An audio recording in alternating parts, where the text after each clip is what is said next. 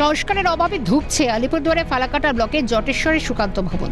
গ্রামের উন্নয়নের স্বার্থে এবং পঞ্চায়েতের আয় বাড়ানোর উদ্দেশ্যে জটেশ্বরী সুকান্ত ভবন নির্মাণ করেছিলেন তৎকালীন বামফ্রন্ট সরকার।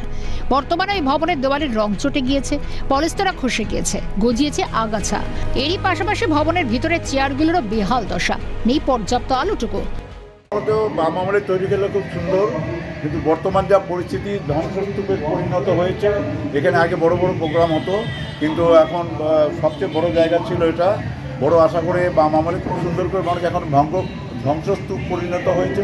এই যে পাইপ টাইপ ঝুলছে, প্রোগ্রাম করার চেয়ার টেয়ার সব ভাঙা, সব কিছুই লোক বসার পরিস্থিতি নেই। আমরা চাচ্ছি মেনটেন্স হোক, সুন্দর হোক। এখানে এত সুন্দর করে বানানো আছে, গ্রামের লোকের বিয়ে শাদী এখানেই করতে পারবে, গরিব লোকরাও বাঁচবে, এই সংস্থাটাও ভালো থাকবে।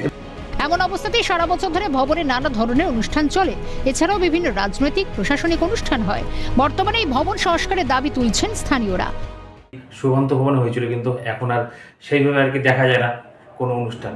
তো ওটা এখন নতুন করে সংস্কার করলে হয়তো ভালো হবে, মানে সমগ্র জটেশ্বরবাসীরই আর কি ভালো হবে। দ্রুত সংস্কারের আশ্বাস পঞ্চায়েত প্রধানের। এবার এটা নিয়ে আমরা উন্নয়ন দপ্তরের কাছে যাব, এর মধ্যে আলোচনাও হয়েছে। আমরা উত্তরবঙ্গ উন্নয়ন দপ্তরের কাছে যাব যে আমাদের এটা রক্ষণাবেক্ষণ কি আমাদের এটা মেরামত করে দেওয়া, যদি একটু মডিফাই করে দেওয়া হয় তাহলে আমাদের এটা একটা কালেকশন আসবে। আমরা এই চিন্তা ভাবনাই করতেছি। অন্যদিকে শাসক শিবিরের কাছে ভবন সংস্কারের আর্জি জানিয়েছে বাম নেতৃত্ব। এটা আমরা চাই যাতে এটা সার্বিকভাবে রিপেয়ারটা করা হয় এবং সাউন্ড সিস্টেম ডেকোরেটিভ, মঞ্চ ডেকোরেটিভ, এবারে রান্না, কিচেন যা আছে, ল্যাট্রিন, বাথরুম সবগুলোই করা দরকার।